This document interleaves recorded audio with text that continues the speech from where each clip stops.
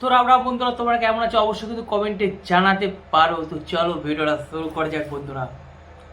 হুকুম, শের কা হুকুম।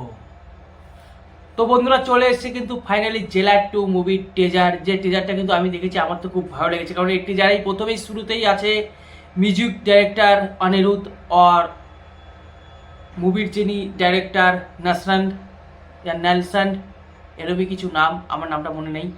তোমরা দুজন প্রথমে একটা ঘরের ভিতর ভাই কমেডি করে, কমেডি মানে একটা সাইক্লোন নিয়ে আলোচনা করে, কিন্তু ঠিক কিছুক্ষণ পর ওই রুমের ভিতরে কিন্তু একটা সাইক্লোন সৃষ্টি হয়। একজন ব্যক্তি আসে যে মানুষদের আর কি কুপাচ্ছে, মারছে।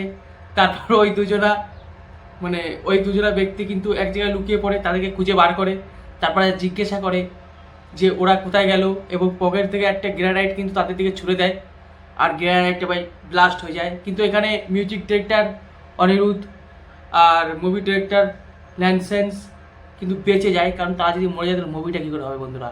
তারপর দেখা যায় কিছুক্ষণ পর দেবার টেবার ভেঙে দুটো গাড়ি আসছে, পুরো একদম অটোমেটিক গান নিয়ে।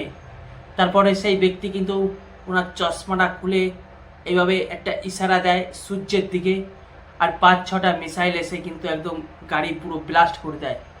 আর বন্ধুরা এইখানটায় এই ব্যক্তির চেহারা রিভিল করা হয়, আর ব্যক্তিরা ঠিক এইভাবে স্লো মোশনে ঘোরে, আর তারপরে ডায়লগ দেয়।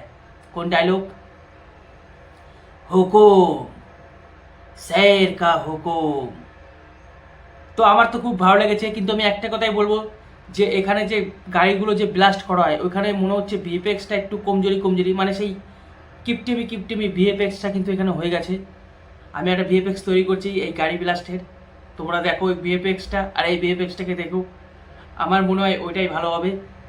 এখানে একটু আমার মনে হচ্ছে যখন একজন সুপারস্টার বা রজনীকান্ত সুপারস্টার স্যারকে নিয়ে যখন বই করা হচ্ছে, তখন একটু টাকার দিকে একটু নজর দেওয়া উচিত। একটা ট্রেজারে যদি এরকম অবস্থা হয় যে ভিএফএক্সটা একটু মানে কমজোরি, সেক্ষেত্রে মুভির যে অডিয়েন্স আছে সেই অডিয়েন্সের কাছে কিন্তু বার্তাটা ঠিকঠাক যায় না।